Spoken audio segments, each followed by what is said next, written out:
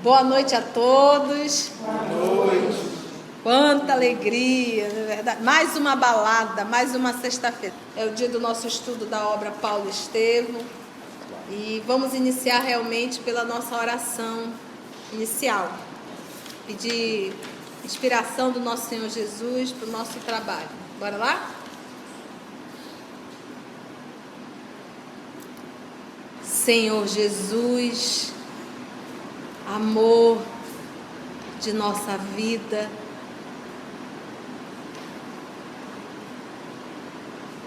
procurar a tua casa, o estudo do Evangelho,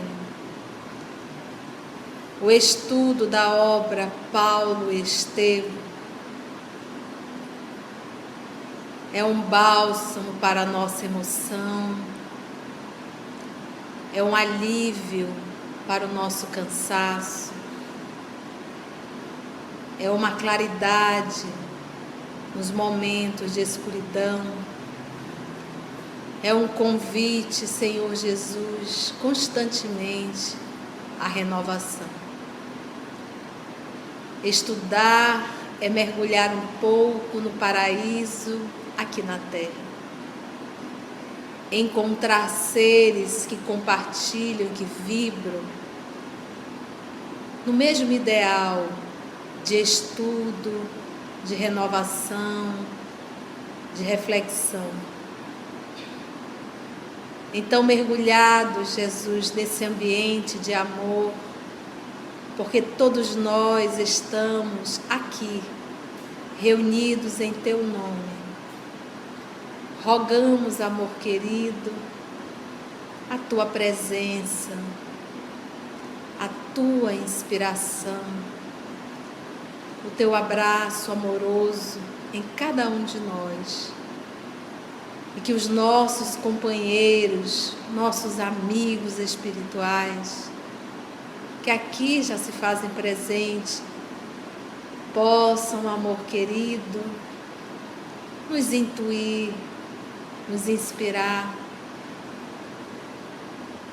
e que possam nos auxiliar a fazer essa viagem junto com Paulo,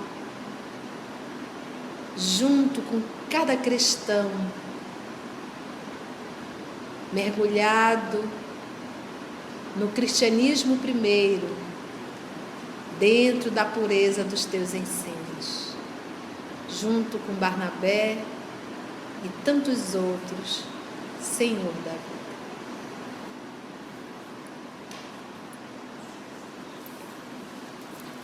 Então, nosso querido irmão Saulo, realizando todo o trabalho dentro da Antioquia de Psídia, né? Junto com o nosso irmão Barnabé, foram até a sinagoga, falaram, como sempre, né? Realizando um trabalho belíssimo da divulgação. Aquele a quem ele estava trabalhando na sua loja como tecelão se fascinou porque não conhecia esse lado de Saulo, só conhecia realmente aquele rapaz que se prontificou a fazer o trabalho de tecelão. E quando eles foram até a sinagoga, o chefe dele, vamos dizer assim, acompanhou. O oleiro também, que empregou o nosso querido irmão Barnabé, estava presente e se fascinaram com a apresentação de Saulo de Tarso, apresentando nosso Senhor Jesus na condição de um Salvador. Mas muitos se sentiram incomodados.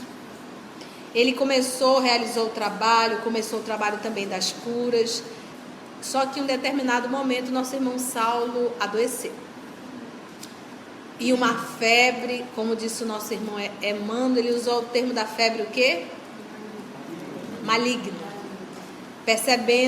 Apresentando que aquilo dali era um processo também obsessivo. mas que a misericórdia divina permitiu. Ele teve todos os cuidados da família ao qual ele estava trabalhando, muito cuidado, muito carinho. E eu pensando em casa, talvez isso tudo o Papai do Céu tenha permitido até para que Paulo pudesse dar uma desacelerada, pudesse repousar um pouco, apesar da enfermidade, e repensar novamente no caminho que ele iria seguir. Então, como começou a incomodar bastante, o que os líderes religiosos fizeram? Ameaçaram ao oleiro e ao... Como é o nome dele, gente? Me ajuda? Eustáquio é quem? É o oleiro. E Ibrahim é o dono da tenda. Ibrahim é o dono da tenda. Obrigada. Então, meio que pressionaram eles para colocar Saulo de Tarso e colocar o nosso querido irmão para sair da cidade, porque caso contrário, eles seriam que presos e torturados. E aí, obviamente, Saulo se viu numa situação que não ia colocar os amigos numa situação difícil, optou em sair da cidade. Já está fazendo uma nova programação, já começou essa mudança para ir para uma outra cidade. E eles choraram muito, ficaram muito emotivos, né? Entristecidos, porque realmente vão sentir falta. Imagina você trabalhar com Paulo, com Barnabé. Você imagina poder sentar-se à mesa e dizer: Barnabé, fala para mim de Jesus. Paulo, fala para mim de Jesus. E uma pessoa dessa vai embora, imagina a saudade, a dor que ficou, vazio. Mas Saulo saiu muito feliz. Por quê? Porque ali ele conseguiu fundar uma igreja. E foi justamente na casa de Ibrahim. Estamos juntos? Vamos participar da próxima viagem agora? Então ele já fundou quantas igrejas? 2? A primeira foi aonde? Pafos, exatamente. Com todo o apoio de Sérgio Paulo. E agora mais uma igreja fundada, a segunda, na casa de Ibrahim. Então vamos para frente? Alguma dúvida? Então vamos lá. Chegados à cidade, apresentaram-se ao amigo de Eustáquio, de nome Onesíforo. Porque o que aconteceu? Quando o nosso querido irmão saiu da cidadezinha, quem foi que deu uma carta de recomendação? Eustáquio, foi Eustáquio que deu uma carta de recomendação. Então ali ele já se direcionou e apresentou a Onesíforo. Adoro esses nomes. Recebidos com generosa hospitalidade no sábado imediato, antes mesmo de fixar-se no trabalho profissional, Paulo foi expor os objetivos de sua passagem pela região. Que sábado, 7º dia, era o dia de sinagoga. Então, reunião. A estreia na sinagoga provocou animada discussão. Meu amigo Paulo chega no sábado, ele nem solta praticamente a sua bagagem, já vai direto fazer o trabalho do Senhor. Um de nós? Não. Descansar. Cheguei hoje, vou esperar o próximo sábado para ir falar. O que é isso? Caminhamos tanto, já fundamos 2 igrejas. Não, o que é isso? Para que essa pressa toda? Né? Recebidos com generosa hospitalidade. Paulo foi expor os objetivos de sua passagem pela região. A estreia na sinagoga provocou animadas discussões. O elemento político da cidade constituía-se de judeus ricos e instruídos na lei de Moisés. Pensa, 2 pontos, dinheiro e a lei de Moisés estudada de uma forma muito o quê? Orgulhosa, vaidosa. Contudo, os gentios, que não eram judeus, representavam em grande número. Então, mais do que judeus, tinha ali os gentios. A classe média, e eles eram a classe média. Os judeus, a classe rica, eles eram a classe média. Estes últimos receberam a palavra de Paulo com profundo interesse. Mas os primeiros, quem eram os primeiros? Desfecharam grande reação logo de início. Houve tumultos. Os orgulhosos filhos de Israel, olha aqui, quem apresenta é o nosso irmão Emmanuel. Os orgulhosos filhos de Israel não podiam tolerar um Salvador que se entregara sem resistência à cruz dos ladrões. Como que eu posso acreditar que o Salvador, o nosso Messias, se entregou a uma cruz sem fazer um movimento? Com tamanha covardia, que era lido como uma covardia, né? A palavra do apóstolo, entretanto, alcançara tão grande favor público que os gentios de Icônio, que é a cidade que eles estão, ofereceram-lhe um vasto salão para que lhes fosse ministrado o ensinamento evangélico. Todas as tardes. Os gentios não contaram conversa. Olha, a gente quer ouvir você falar. Tem um vasto salão aqui, não é preciso esperar sábado não. Você pode fazer isso toda tarde. Imagina a confusão que isso vai dar. E Paulo, com a sua inteligência, a sua intelectualidade, ele chamava o outro a pensar. Não era uma exposição medíocre. Era uma exposição verdadeiramente inteligente.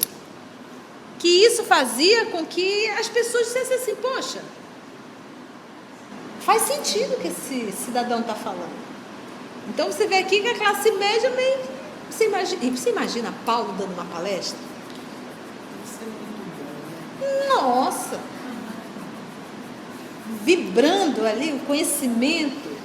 E ele sempre apresentava o Antigo Testamento, pegava as leis e ia apresentando o Messias e depois apresentava. Esse aqui é o Messias, que o Antigo Testamento está falando, que as leis estão falando.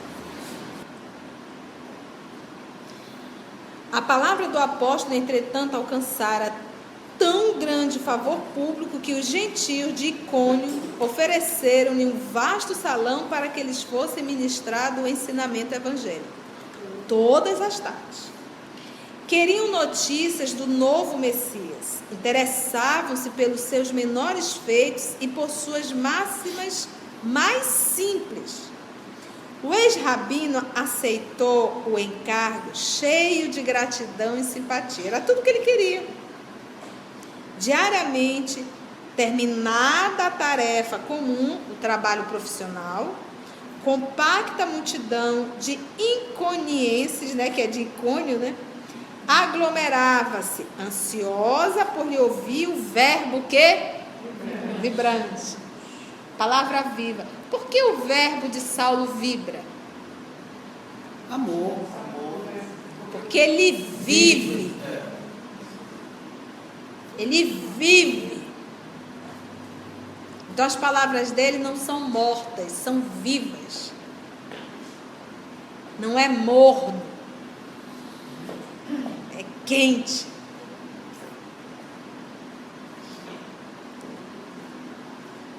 Diariamente, terminada a tarefa comum, compacta multidão de iconienses aglomerava-se ansiosa por lhe ouvir o verbo vibrante. Dominando a administração, os judeus não tardaram em reagir, mas foi inútil a tentativa de intimidar o pregador com as mais fortes ameaças. Você vai ser preso, prende. Você vai ser açoitado, pode começar. Vamos lhe prender. Está aqui, pode prender. Ele não. Aí nós vamos para uma reunião mediúnica. Aí algum irmão diz bem assim, eu vou acabar com você, pelo trabalho que você está fazendo, com esse grupo. Aí você já sai dali, olha, eu acho que eu vou deixar essa atividade, porque eu não sei não, olha, tu viu o que o irmão falou? E eu sou um espírito tão imperfeito, então eu prefiro nem provocar e sair da atividade, com medo da ameaça. E o Papai do Céu deixa. Que é para nós aprendermos a nos defender. Mas eles podem destruir o corpo, mas não a alma. Estamos prontos para dar esse testemunho? dominando a administração, então os judeus não tardaram em reagir, mas foi inútil a tentativa de intimidar o pregador com as mais fortes ameaças. Ele continuou pregando, corajoso, desassombradamente, sem medo algum. Onesíforo, a seu turno, dava-lhe mão forte, e dentro em pouco fundava-se a igreja em sua própria casa. Quem foi o Onesíforo? Foi justamente aquele que foi indicado pelo Estado. Esse não, vamos fundar aqui em casa. Olha que legal, né? Os israelitas mantinham viva a ideia da expulsão dos missionários, porque o nosso querido irmão Barnabé ia no bolo. Quando um incidente ocorreu em auxílio deles. Qual foi o incidente? Em auxílio dos israelitas. Olha aqui a confusão, gente. Olha como os espíritos que estão predispostos a destruir o trabalho do Senhor, olha como eles trabalham. Presta atenção aqui. É que uma jovem noiva, ouvindo ocasionalmente as pregações do apóstolo dos gentios, diariamente penetrava no salão em busca de novos ensinamentos. Enlevada com as promessas do Cristo e sentindo extrema paixão, olha a palavra, pela figura empolgante do orador. Se apaixonou por Paulo. Se apaixonou por Paulo. Pois é, detalhe, ele já não era um atleta, entendeu? Já não se vestia romana, ele já andava de forma muito simples, com roupas já bem simplórias, queimado pelo sol, já não fazia mais a barba, o cabelo sabe Deus como estava, queimado pelo sol. Mas ela se apaixonou pelo verbo empolgante, pela personalidade. E sentindo a extrema paixão pela figura empolgante do orador, olha a palavra, fanatizara-se, lamentavelmente. Fanatismo. Esquecendo os deveres que aprendiam ao noivo. E olha, essa história de noivado e casamento hoje é séria. Você imagina naquela época e dentro da cultura judaica. Esquecendo os deveres que aprendiam ao noivo e a ternura maternal. Olha o nome dela. Tecla. Que assim se chamava. Não mais atendia aos laços sacrossantos que deveria honrar no ambiente doméstico, de noiva. Abandonou o trabalho diuturno, né? Não deixou de trabalhar, de dia não foi mais para a empresa, para esperar o crepúsculo. Ela realmente estava fascinada. Pelo orador. E ela esperava com ansiedade. Será que ele vem hoje? Será que ele vem hoje? Será que ele vai demorar? A pessoa? Teóclia, sua mãe, olha, o nome dela era Teóclia, ela foi e colocou o nome da filha Tecla, olha que bonitinho. E Tamires, o noivo, tadinho. Acompanham o caso com desagradável surpresa. Atribuíam a Paulo semelhante desequilíbrio. A mulher se apaixona e a culpa é de Paulo.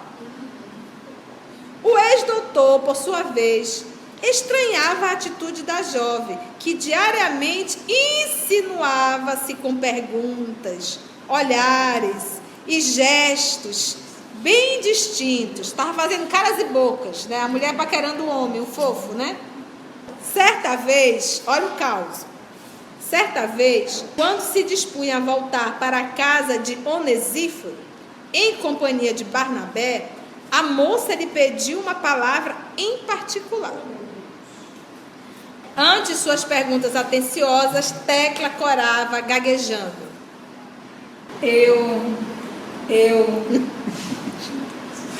Dize, filha, murmurou o apóstolo, um tanto preocupado. Deves considerar-te em presença de um pai. conseguiu dizer ofegante. E olha como Saulo, muito esperto, se direcionou. Sinta-se na presença de um pai. Entendeu? Já deu um corte, né? Aí conseguiu dizer ofegante. Não sei por que tenho recebido grande impressão com a vossa palavra. O que tenho ensinado Esclareceu Paulo. não é meu, vem de Jesus, que nos deseja todo bem. De qualquer modo, porém, Disse ela com mais timidez. amo-vos muito. É para acabar. A criatura fez uma declaração na lata. Vamos ver como Paulo vai se sair dessa. Paulo olha para mim. Paulo, olha para mim. O cara de assustado. Gente, Paulo assustou-se. Não contava com essa declaração. A expressão amo-vos muito não era articulada em tom de fraternidade pura, mas com sinal, marca de particularismo que o apóstolo percebeu excessivamente impressionado. Ele ficou, porque nós temos muita dificuldade de ouvir eu te amo. Como você tem muita dificuldade, como você não tem ainda uma maturidade emocional, se de repente alguém olhar para ti e dizer eu te amo, a pessoa vai dizer, pronto, está apaixonado por mim, eu sou um homem casado, por que você está dizendo que me ama? E às vezes o eu te amo de irmandade, é carinho, é amor. Mas nem todos e nem todas estão preparadas para isso e confunde tudo, né? É impressionante. Mas aqui não era confusão de Saulo, não. Ele ficou calado olhando para ela. Depois de meditar muito na situação imprevista, ele respondeu convicto. Filha, os que se amam em espírito, unem-se em Cristo para a eternidade das emoções mais santas. Mas, quem sabe, está amando a carne que vai morrer? Olha que legal. Tenho necessidade da vossa afeição. Exclamou a jovem de olhar lacrimoso, já estava chorando. Já pensou? É tão bonito, ela nem entendeu o que ele falou. Os que se amam em espírito unem-se em Cristo para a eternidade das emoções e emoções mais santas. Tu está amando, filho, é a personalidade, é a carne, não é o espírito. E ela disse, tadinha, que tem necessidade. Sim, Esclareceu o ex-rabino. mas nós dois temos necessidade da afeição do Cristo. Somente amparados nele, poderemos experimentar algum ânimo em nossas fraquezas. Não poderei esquecer-vos. Soluçou a moça, despertando-lhe compaixão. Paulo ficou pensativo. Recordou a mocidade. Lembrou os sonhos que tecera ao lado de Abigail. Num minuto, seu espírito devassou o mundo de suaves e angustiosas reminiscências. E como se voltasse de um misterioso país de sombras, exclamou como se falasse consigo mesmo. Sim, o amor é santo, mas a paixão é venenosa. Olha, Moisés recomendou que amássemos a Deus acima de tudo. E o Mestre acrescentou que nos amássemos uns aos outros em todas as circunstâncias da vida. meus irmãos, se o nosso irmão Paulo não fosse um homem resolvido na área sexual, pronto, já era. Você está entendendo? Ela era uma moça jovem, pelo andar da carruagem, bonita, dizendo para ele que estava apaixonada. Se ele não fosse um homem resolvido, já era. Disciplinado. Já era o compromisso dele com Cristo. Quantos não caem nessa armadilha? Quantos não caem nessa armadilha? E fixando os olhos, agora muito brilhantes, na jovem que chorava, Saulo exclamou quase acrimonioso, também chorando.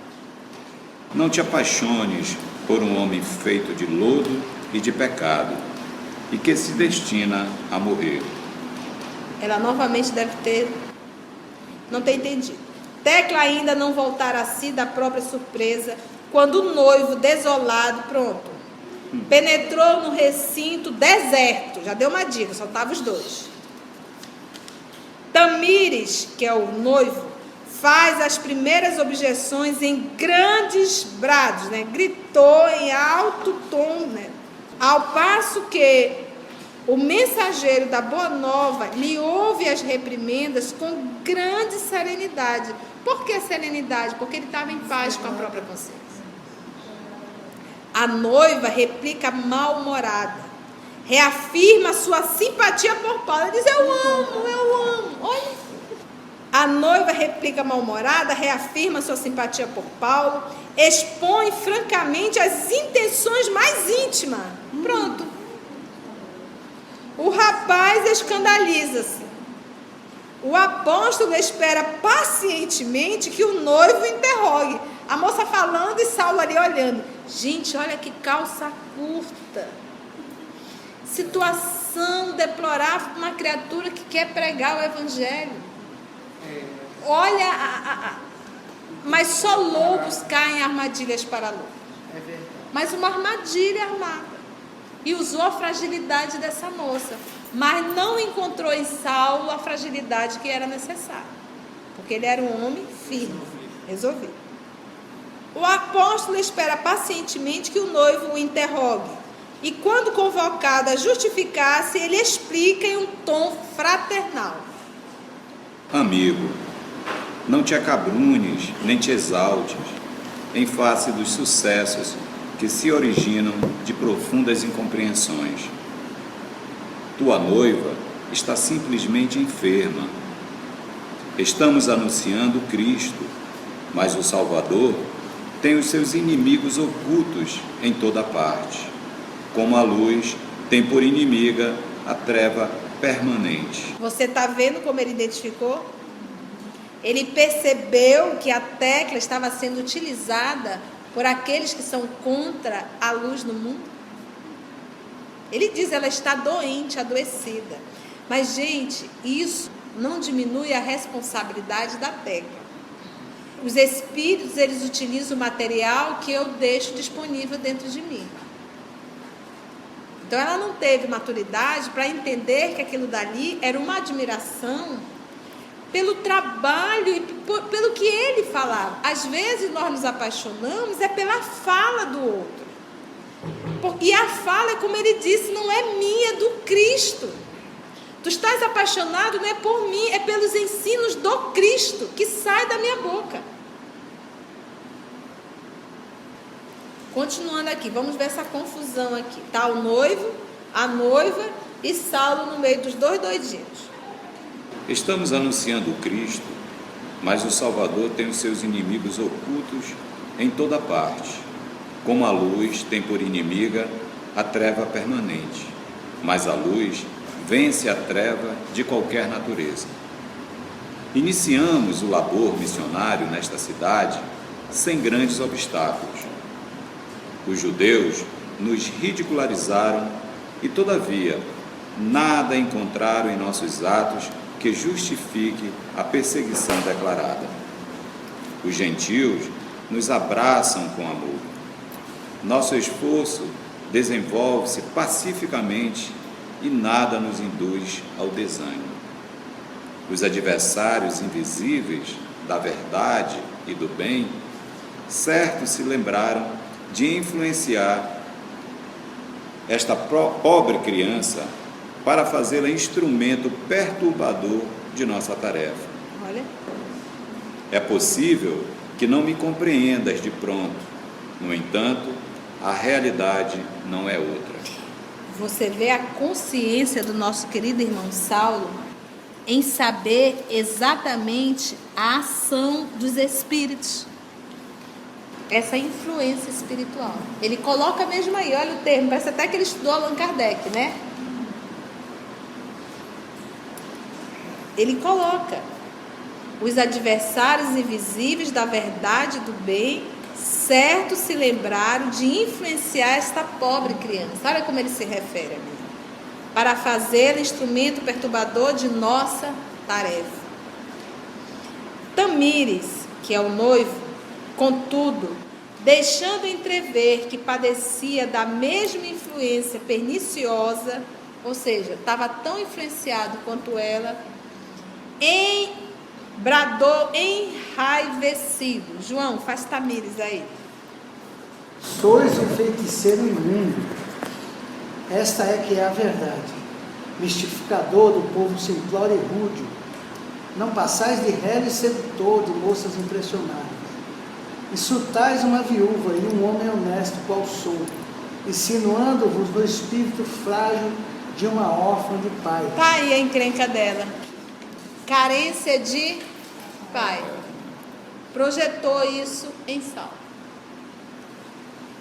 Espumava de cólera Tamires. Paulo ouviu-lhe as acusações com grande presença de espírito, ou seja, tranquilíssimo, na paz do Senhor. Quando o moço cansou de esbravejar, o apóstolo tomou o manto, fez um gesto de despedida e acentuou: Quando somos sinceros, estamos em repouso invulnerável, mas cada um aceita a verdade como pode. Pensa, pois, e entende como puderes. Ele disse: eu não vou ficar aqui tentando te convencer. Quando somos sinceros, estamos em repouso invulnerável. Eu estou em paz, consciência tranquila.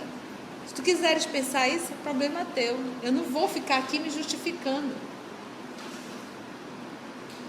Quem lembra do livro Os Mensageiros? O caso da irmã Ismália? Né? Vocês lembram do Mensageiro, o caso da irmã Ismália? A acusação que o marido fez a ela, que foi realmente toda uma armação, e ela dizia: eu não lhe traí, não tinha ninguém dentro do meu quarto. Ele disse: mas eu vi saindo da sua janela um homem. Ela dizia, ela chorava, tadinha. Por quê? Porque ele acabou o casamento, mandou ela de volta para a casa dos pais, saiu do Brasil, foi para Portugal, levou os filhos juntos. Ela acabou adoecendo, adquiriu pneumonia de tristeza e veio a desencarnar. Tuberculose, uma pneumonia que virou uma TB.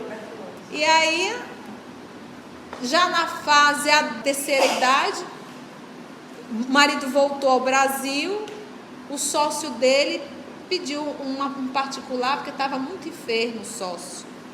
E ali, já no momento já da morte, decidiu contar a verdade, que o sócio havia armado tudo. E pediu: tu me perdoas? Ele perdoou? Não. Ismália, no mundo espiritual, estava super bem, o espírito super evoluído, porque ela não fez absolutamente nada, mas em compensação, o Carlos, se não me falha a memória, Paulo, e o nome dele, do marido?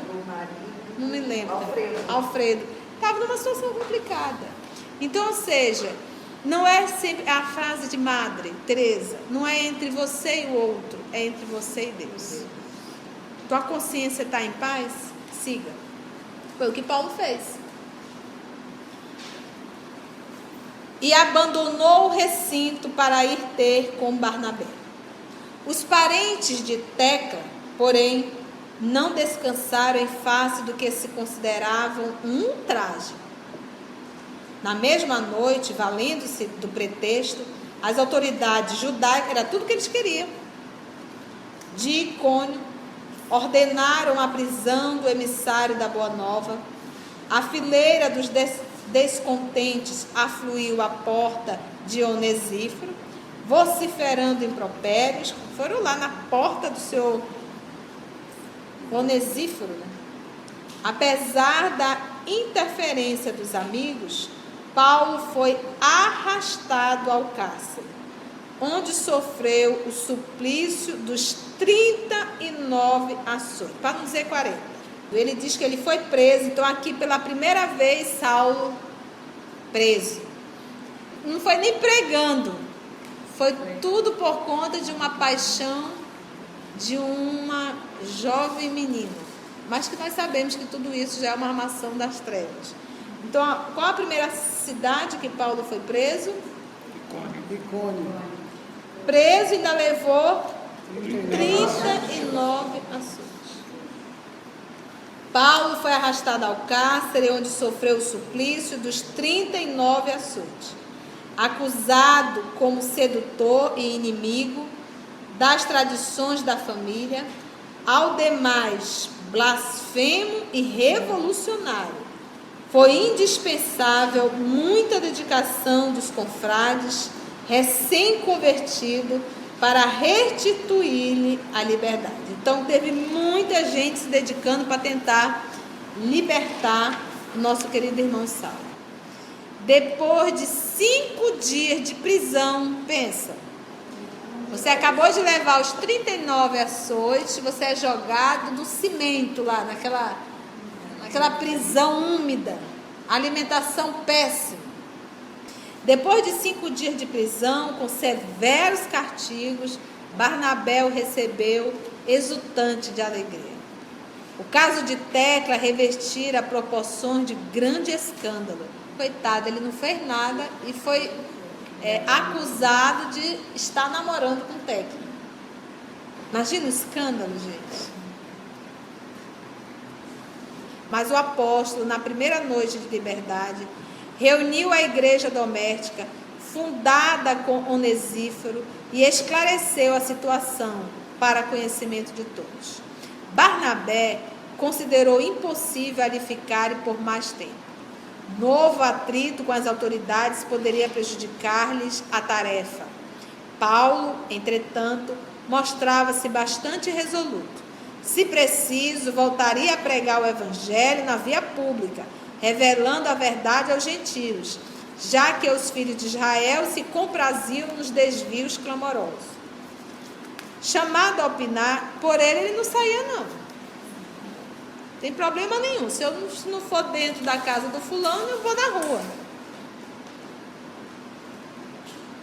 Chamado a opinar, Onesíforo ponderou a situação da pobre moça, transformada em objeto da ironia popular. Tecla era noiva e órfã de pai. Tamires havia criado a lenda de que Paulo não passava de poderoso feiticeiro. Se, na qualidade de noiva, ela fosse encontrada novamente junto do apóstolo, mandava a tradição que fosse condenada à fogueira. Só de estar junto, porque aí, né? Ciente da superstição regionais, o ex-rabino não hesitou um minuto. Deixaria Icônio de imediato. Não que cedesse diante do inimigo invisível. Olha como ele coloca. Inimigo invisível.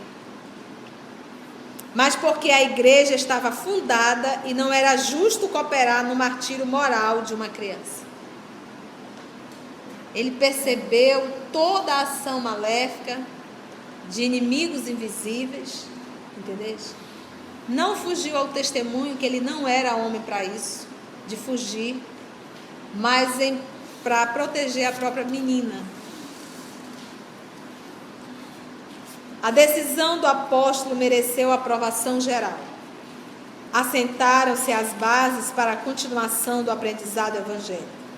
Onesíforo e os demais irmãos assumiram o compromisso de velar pelas sementes recebidas como dádiva celestial. No curso das conversações, Barnabé estava pensativo. Para onde iriam? Não seria justo pensar na volta? As dificuldades avultavam dia a dia e a saúde de ambos, desde a internação nas margens do Cestro, era muito inconstante. O discípulo de Pedro, contudo, conhecendo o ânimo e o espírito de resolução do companheiro, esperou pacientemente que o assunto aflorasse espontânea e naturalmente. Ele disse, se não partir de Saulo, não tem como Em socorro dos seus cuidados, um dos amigos presentes interrogou Paulo com vivacidade.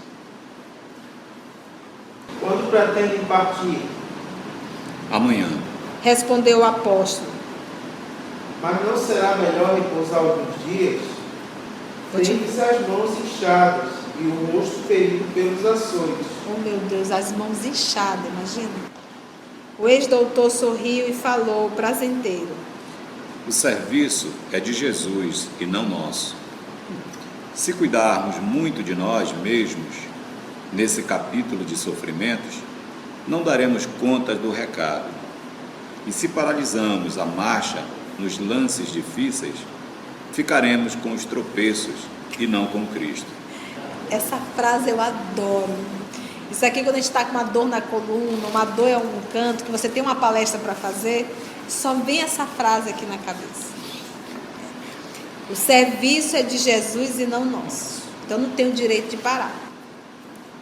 Se cuidarmos muito de nós mesmos, nesse capítulo de sofrimentos, não daremos conta do recado, porque eu vou estar valorizando muito mais as dores do que o serviço, do que o trabalho. E se paralisarmos a marcha nos lances difíceis, ficaremos com os tropeços e não com Cristo. Porque quando eu deixo de ir para uma palestra, deixo de ir para um trabalho a realizar, para eu ficar em casa com a dor, eu escolhi quem? Vocês entendem, Paulo? Ele está se vendo de dor, as mãos estão inchadas, o rosto está machucado. Passou 5 dias preso, levou 39 chibatadas, fora os maus tratos dentro da prisão. O cidadão olha para ele e diz, meu filho, você não está com condições. Cuida um pouco. Ele, não, nós vamos parar aqui. Seus argumentos pitorescos e concludentes espalhavam uma atmosfera de bom humor. Muito bom, né, gente? Muito, muito, muito bom. E aí, aprendemos hoje. Foi bom o nosso estudo. Muita reflexão. O que é que... Por causa assim, de uma mulher, eu estava vendo, né, que o cara se perde. Se perde. Eu trouxe assim para a nossa realidade. Por causa de uma mulher, ele perde os ideais, ele se endivida, ele abandona a esposa, a mulher, ele se compromete com as leis todinhas. Só por causa de uma piriguete. E às vezes nós temos também mulheres que abandonam filho, esposo, por causa de um homem. Será que eu posso chamá-lo de homem, né? Será que eu posso também chamar de mulher, não é verdade? Então, mas mostra a fragilidade. Alguma colocação, meus irmãos? Alguma lição? Aprendizado? Todo mundo bem? Aninha, deu sono, Aninha? Tudo ok, mana? Julinho, Rosiane, as meninas...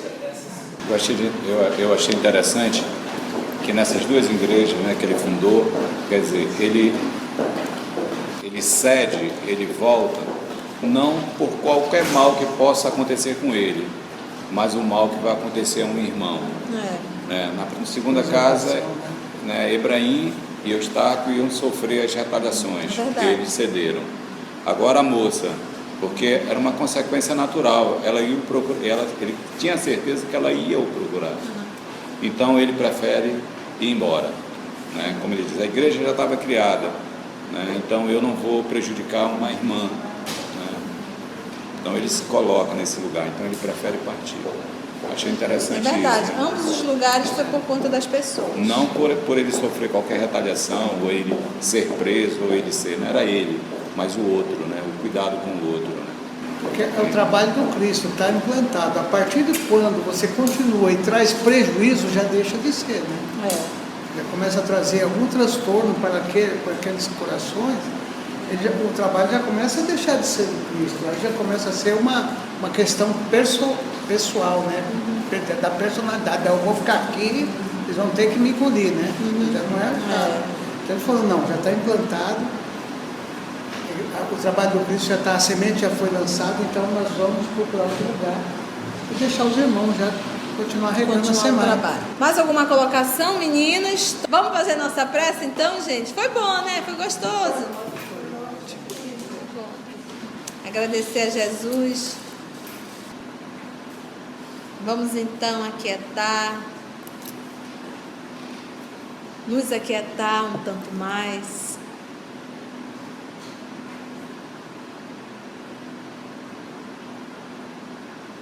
Na leitura, Senhor Jesus, ficou muito fácil identificarmos a influência do mal, porque Emmanuel nos apontou várias vezes, mostrando a ação daqueles que ainda se consideram inimigos da causa. Mas no nosso dia a dia, Senhor, nós não temos olhos de ver.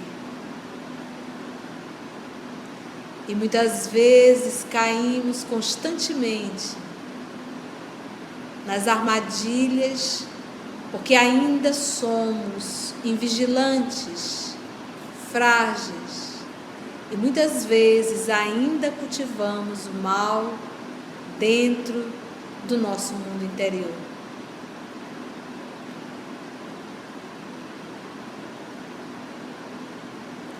E é muito simples, Senhor,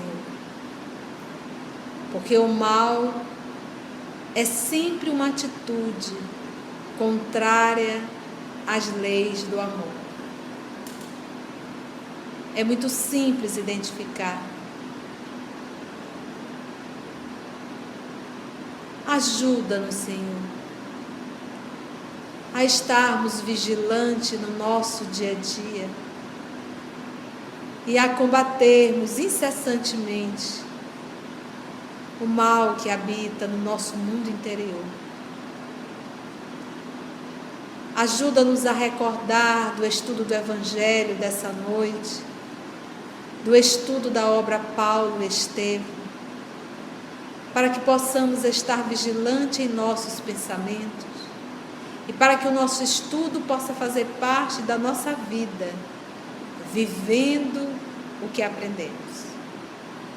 Muito obrigado, amor querido, por esse encontro. Muito obrigada aos nossos amigos espirituais pela inspiração, pelo auxílio que nos foi dado. E envolve-nos, Senhor, a todos nós, na Tua paz, na Tua amorosidade.